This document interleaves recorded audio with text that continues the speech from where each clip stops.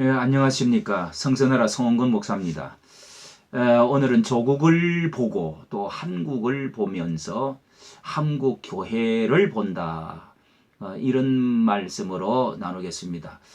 드디어 2019년 이제 마지막 365일 끝날이 되었습니다. 그동안도 이루지 못했던 거 이제 새로운 계획으로 이제 더 좋은 앞날이 열려줄 수 있기를 축복합니다. 한 해의 최대의 그 중심 사건이 우리나라에 있었다면 조국이라는 인물일 것입니다. 그 사태 어쩌면은 서초동 법원과 또 광화문에서 또 한국이 양쪽으로 나누어져서 가장 오랜 시간 동안에 이 문제로 나누어져서 이제 토론하고 싸웠습니다. 그리고 참으로 이 일들로 인해서 많은 그 언론의 시간들과 그리고 가장 많은 얼굴 토론, 가장 많은 이제 시간을 우리가 보내었습니다. 그 사람은 대통령의 제2인자와 같이 신뢰를 받아서 가장 큰 권한을 주었다는 것, 그리고 앞으로 대통령까지 후보가 되어줄 수 있다고 우리가 여겼던 그런 인물이었습니다. 또 그 사람은 두 대통령을 잡아넣는데 가장 적극적으로 큰 소리를 치고 그의 그 비판의 말이 수천 건으로 페북에 올라졌던 것이 또 해자가 되어졌습니다. 그런데 이제 대통령이 이 사람을 청문회를 하고 억지로 이 사람을 법무장관으로 세워놓았을 때는 앞으로 한 발자국 더 나가면은 이제 법도 고치고 이제 총수법 이렇게 이런 것도 법도 고치고 앞으로 이제 연방제도 이제 더 나아가고자 하는 완성시키고자 하는 그런 그 계획도 있었던 것이죠. 그러면서 이제 그 앞전에 두 대통령과 적폐청산에 앞장섰던 그 윤석열 총장을 또 앞세워 임명을 해가지고 살아있는 권력을 가리지 말고 그렇게 잘 조사를 해서 법대로 해달라고 그렇게 그 대통령이 임명했으면 윤 총장을 임명을 했습니다.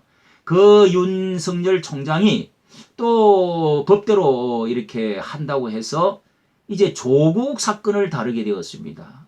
그것을 이제 법에 올리고 해가지고 수사를 하고 하는데 많은 이제 그 비리들이 일어났죠. 그의 그 비리들은 이제 법대로 이제 조사를 한다고 이제는 또 많은 사람들이 윤석열이가 탈탈 턴다. 이제 왜 그렇게 하느냐 하고 반대하면서 법 집행을 방해하고 있는 그런 아주 참 웃기는 일들이 지금 또 일어나고 있습니다. 그의 그 많은 일들이 자녀의 그 부정 입학을 스펙으로 많은 그 젊은이들을 실망시켰습니다. 학위를 부정적으로 그리고 부인의 그 위조 문제 그의 또 그 청탁 그리고 이제 그 일가에 이제 돈을 더 많이 축적하고자 펀드를 만들어 가지고 실세 있을 때 그런 것을 또 운동학원의 그 학원 비리 문제 돈 받고 선생님을 그렇게 썼던 문제 이런 문제는 누가 봐도 이 비리의 온상과 같은 백화점과 같은 사람이라는 것을 알 수가 있지 않습니까? 그렇게 그 도덕적인 문제, 정치적인 그것을 이용해서 또 그리고 나중에는 이제 갈수록 또 파니까 이제 6.13 지방선거에도 그 개입을 해서 정무 비서로 있을 때 그 관련이 되어졌다는 것도 다 알 수 있는 거 아닙니까? 이거를 뭐 탈탈 털어서 되어지는 문제가 아니지요. 삼척 동자도 다 판단할 수 있는 문제. 이것은 첫째 우리 나라 민족의 현주소를 우리가 점검할 수 있습니다. 이 조국 사태야말로 리트머스 시험지고 바로메타고 척도인 것입니다. 어린 아이들과 학생들과 청년들이 무엇을 배우고 무조건 큰 소리 치고 정권만 잡으면은 모든 판사도 내 마음대로 할 수가 있고 모든 것을 다 논리를 뒤바꿀 수 있다. 이것이 지금까지 우리나라에 내려오는 가장 큰 문제지요. 무엇을 배우겠습니까? 무엇을 배우겠냐고요. 이것은 언론이 큰 가장 책임이 크다고 봅니다. 눈과 귀를 많이 가리고 지식청이 외쳐줘야 하는데 어떤 건세에 또 언론에 의해서 몸을 숨기고 사리고 있는데도 문제가 많이 있는 것이죠. 대학생 청년들이 오히려 더 그 맑고 그 살아있는 양심들이 오히려 기치를 들고 나서야 될 것을 오히려 찬성을 하고 그 편을 들고 있다는 것이 말이 되는 것입니까? 예? 그리고 한국 종교와 한국 교회의 현 주소를 또 보는 것 같습니다. 이 사회의 도덕과 윤리, 질서, 사회의 최후의 보루가 바로 종교인 양심적인 사람들 아니겠습니까? 세상 세속은 모른다 하고 썩어도 어두워져도 빛이 되어지고 소금이 되어져야 될 사람들이 선지자의 외침이 거기에서 있어야 되는데 지금 어떠합니까? 신앙이라는 것이 하나님의 기준과 성경의 기준이 아니라 내 정당, 내 교회, 고향, 그리고 개교에 내 이념, 내 이익에 관련만 되어지면 성경도 진리도 하나님도 다 내 던져버리는 현상이 아닐까. 참 슬픈 문제입니다. 하나님을 하나님 되게 하라 하는 말이 있습니다. 내가 하나님 되어서 하나님을 난도질하고 이용하는 아전인수격으로 하는 그런 세태가 바로 신앙, 종교가 부패되었다는 증거입니다. 개인복음과 사회복음이 있는데 개인복음만 주장하면 얼마나 한국 교회가 이기주의적으로 빠져들어가는지를 알 수 있게 해주는 것입니다. 사회복음을 우리가 정교분리만 말하지 말고 사회복음에 필요하다면 선지자가 되어지고 도덕을 세울 줄 알고 선각자로서 앞장을 설 수 있어야 되지요. 그런데 저는 이 시대의 젊은 청년들에게 특히 신학생들에게 말하고 싶습니다.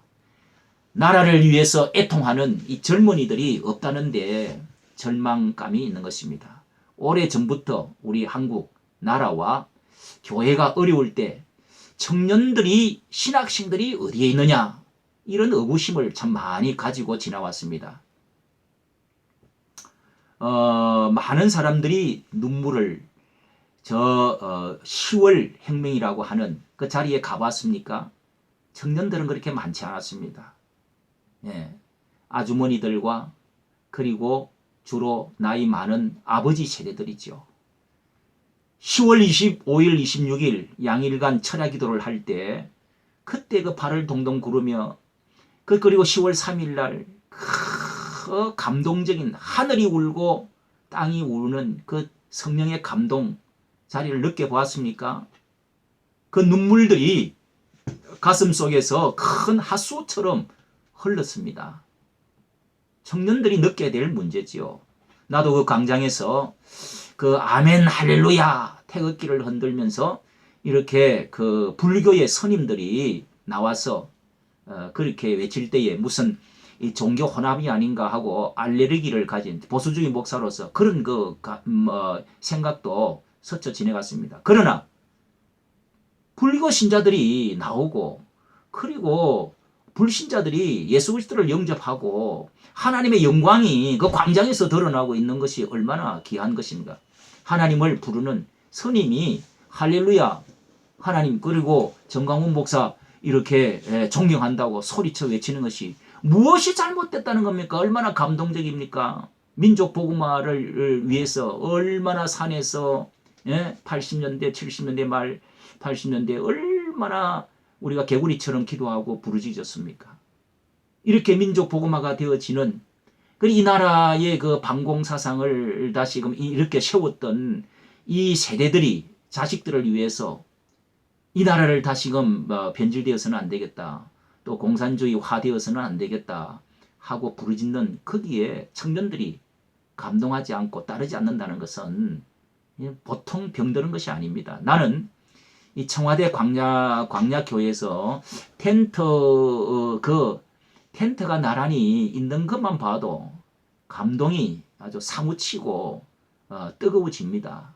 그 속에서 자면서 거기에서 함성을 지르면서 예배를 드리고 민족을 위해서 기도를 하는 그 모습들, 경남에서요 그리고 올라온 사람들, 불신자들이 자녀를 데리고 온 사람도 있었어요. 전라도에서 올라온 사람들이 있어요. 불교 신자들도 와요. 그리고 나이 드신 분들이 주로 와서 울면서 기도하는 소리를 저는 들었습니다. 하나님 아버지, 아버지, 아버지, 이 나라를 살려주세요. 이 나라를 살려주세요. 우리는 가진 것이 무기가 없습니다. 하나님만이 우리의 힘이십니다. 그러면서 울면서 계속 기도하는 그 권사님들의, 그 부모님들의 기도 소리가 여러분의 눈에는 보이지도 않습니까?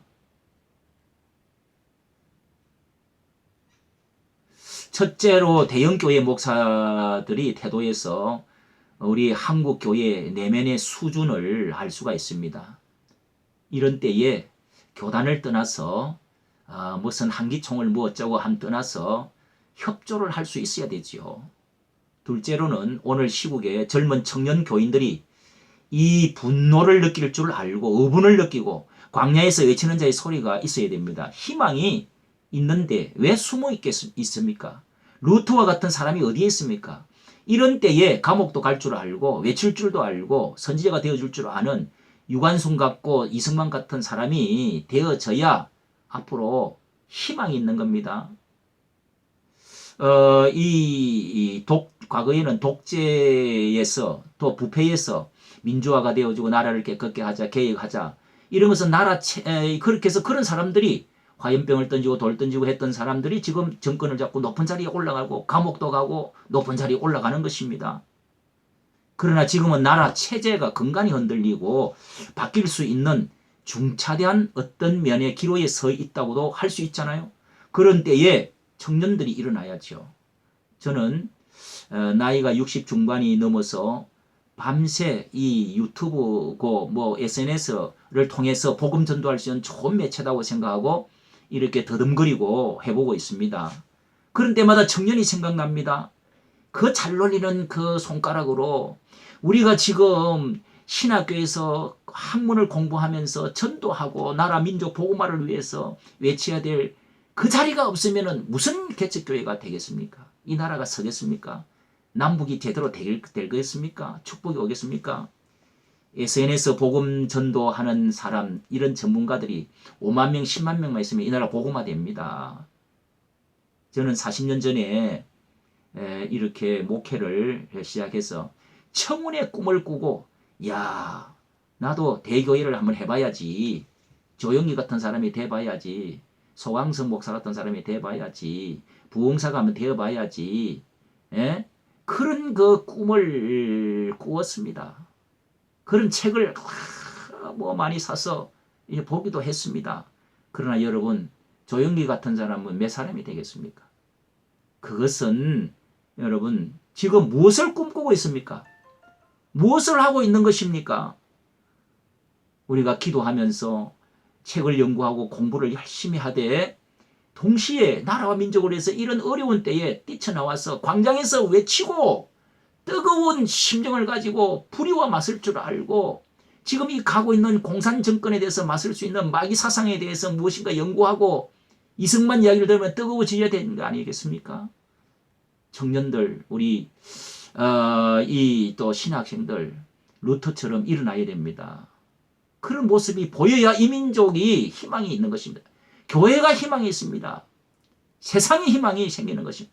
그런 때에 큰 인물이 나오는 것입니다. 오늘 여기까지 들어주셔서 감사합니다. 안녕히 계십시오.